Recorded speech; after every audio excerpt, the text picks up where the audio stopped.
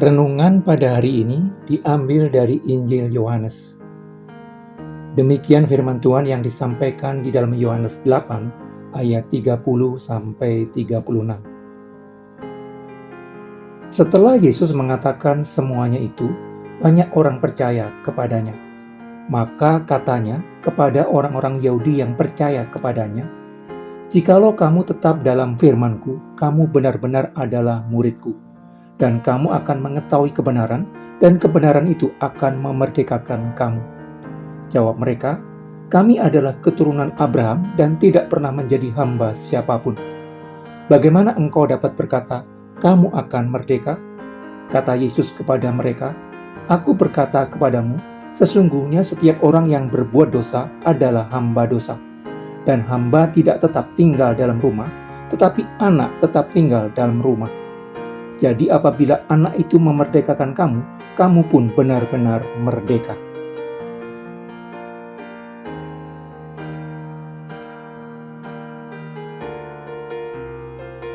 Ketika seseorang mengatakan percaya bahwa Allah ada dan hanya ada satu Allah, itu adalah pernyataan iman. Ketika seseorang mengatakan percaya bahwa Yesus adalah Mesias yang diutus Allah, itu adalah pernyataan iman. Iman berada di dalam hati, iman tidak terlihat mata. Sebagian besar orang memiliki kecenderungan mengandalkan ritual pengakuan iman semata dan menyangka bahwa itu merupakan bukti akhir dari imannya. Sebuah pendapat atau pengakuan tanpa disertai dengan perbuatan bukanlah iman. Iman harus menjadi perbuatan yang bisa dilihat, dan tindakan hanya dapat dimulai ketika seseorang memiliki iman sebagai dasar yang telah dianugerahkan Allah baginya. Tak seorang pun yang pernah terdorong untuk bertindak tanpa disertai iman, dan tak ada iman seorang pun yang murni kecuali jika ia mendorong orang untuk bertindak. Iman dan perbuatan adalah sisi-sisi yang berbeda yang berasal dari pengalaman seseorang mengenal Allah. Pribadi manusia dibenarkan di hadapan Allah melalui iman, tetapi iman orang dibenarkan di hadapan manusia melalui perbuatan. Melalui iman yang dikaruniakan Allah, orang diletakkan di dalam keadaan dibenarkan. Tetapi sesudah itu, perbuatan jasmani turut serta untuk menyempurnakan pembenaran orang. Iman tanpa perbuatan dikatakan mati karena tidak memiliki apa-apa yang membuktikan adanya kehidupan rohani. Perbuatan-perbuatan sejati yang selaras dengan iman Kristen adalah perbuatan-perbuatan yang menyangkal diri. Perbuatan baik semacam itu bukanlah hal yang menyenangkan diri sendiri dan bukan dilakukan untuk kepentingan diri sendiri. Kepada orang-orang yang menjadi percaya kepadanya setelah mendengar pengajarannya, Yesus tidak menyampaikan ucapan terima kasih karena telah mendukungnya dan membiarkan mereka tetap dalam keadaan sebelumnya, tetapi justru menyampaikan tuntutan lanjutan sebagai konsekuensi dari pernyataan percaya mereka. Yesus Kristus menyampaikan tuntutan lanjutan yang menjadi prinsip penting dengan ungkapan, "Jikalau kamu tetap dalam firman-Ku," yang memiliki makna yang sama dengan ungkapan firman-Nya menetap di dalam dirimu. Kedua ungkapan ini memiliki makna yang berkaitan dengan aktivitas, ketekunan, dan kesetiaan orang percaya dalam mempelajari firman Allah dan membiarkannya menguasai hati dan pikirannya. Hati dan pikiran yang dikuasai oleh kebenaran Allah akan menjadikan firman Allah sebagai penuntun kehidupan mereka.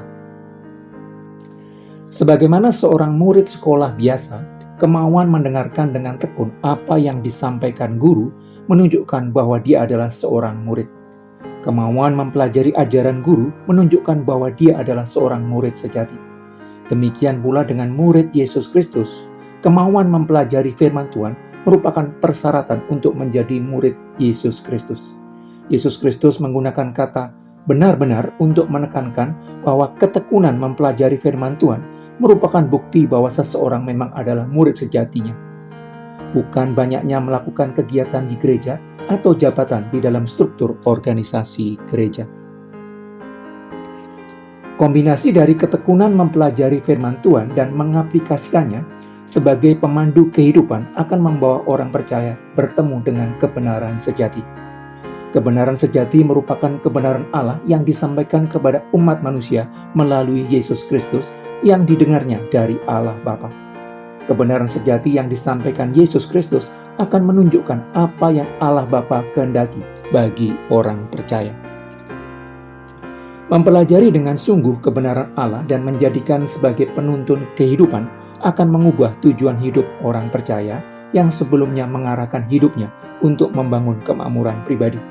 Mempelajari dengan sungguh kebenaran Allah dan menjadikan sebagai penuntun kehidupan akan mengubah prioritas hidup orang percaya yang sebelumnya menempatkan pengejaran harta benda sebagai prioritas kehidupan. Mempelajari dengan sungguh kebenaran Allah dan menjadikan sebagai penuntun kehidupan akan mengubah cara hidup orang percaya. Mempelajari dengan sungguh kebenaran Allah dan menjadikan sebagai penuntun kehidupan merupakan bukti bahwa seseorang adalah murid Yesus Kristus. Mempelajari dan mendengarkan firman Allah dengan sungguh merupakan bukti bahwa seseorang adalah orang percaya. Karena barang siapa berasal dari Allah, ia mendengarkan firman Allah. Itulah sebabnya kamu tidak mendengarkannya, karena kamu tidak berasal dari Allah. Sebaliknya, menolak mendengarkan firman Allah hanya membuktikan bahwa orang yang bersangkutan bukan orang percaya, walaupun setiap minggu berada di dalam gereja. Ketika secara verbal orang menyatakan percaya Yesus adalah juru selamat dunia, tetapi menolak mendengarkan dan mempelajari perkataannya, tindakan penolakannya merupakan wujud nyata dari penolakannya menjadi murid Yesus.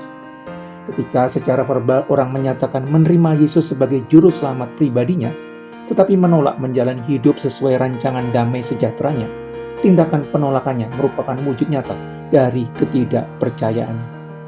Mendengarkan dan merenungkan firman Tuhan secara rutin merupakan tindakan baik untuk membangun iman, karena iman timbul dengan mendengarkan firman Tuhan.